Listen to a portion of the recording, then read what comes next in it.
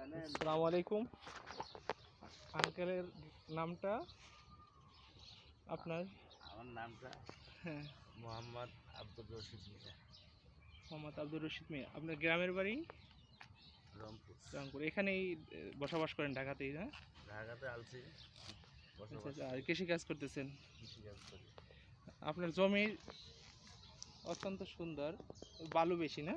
বালু বেশি, আবার পানি বেশি। হ্যাঁ, পানি ধারণ ক্ষমতা এতে লাগে, প্রচুর পানি দরকার। পানির দরকার। তার ভিতর থেকে আপনি অত্যন্ত সুন্দরভাবে ফসল ফলাচ্ছেন,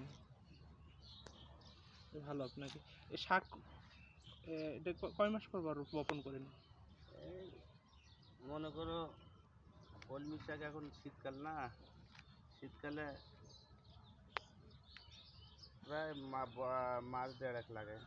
দেড় মাস, দেড় মাস এটা আবাদ করা যায়। আগে অর্থাৎ 40-45 দিন, 40 থেকে 45 দিন।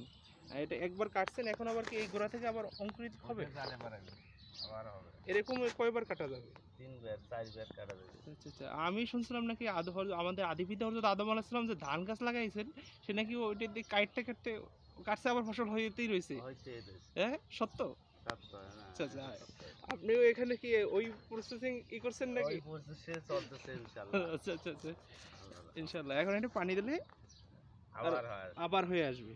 আচ্ছা, ইনশাআল্লাহ। এটা শুধু এখন একটু জৈব সার, গোবর এগুলো দিলে আপনার মানটা ভালো হবে। জি।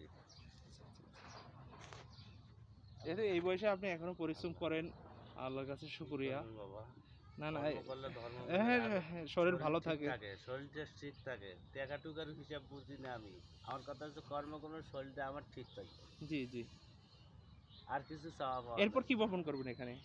দেখি এই যে লাউ গাছ দিছি, লাউ শাক দিছি। এই যে লাউ গাছ বপন করেছেন, না? এই যে লাউ গাছ দিছি ফাঁকে ফাঁকে। মাশাআল্লাহ। এই যে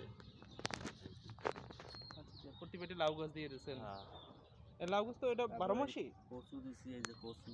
কচু তো 12 মাস হবে, পানি থাকলেই হবে। কচুর ওই লতি নামবে। লাউ এবং কচু হ্যাঁ। এটা অত্যন্ত সুন্দর। হ্যাঁ হ্যাঁ, লাউ গাছ অনেক, এই তো বাইছেও লাউ গাছে ফলও আসতেছে।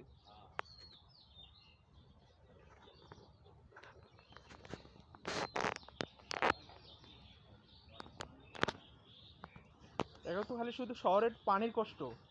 ওই পাশে ভালো হয়, ওই পাশে। ও পাশেও আছে জমি আপনার? ওই পাশে শাক লাগাছি, ওই চলতেছে। মাশাআল্লাহ মাশাআল্লাহ মাশাআল্লাহ। ওদিকে আছে সর্ষে শাক। এটা এর লাউ গাছে তো আপনার ফাঁস দিতে হবে, কবজি নার্সিং করতে হবে। এটা শুধু শাক গাছ না, এর উপরে আসবে। আচ্ছা আচ্ছা। আপনাকে ধন্যবাদ।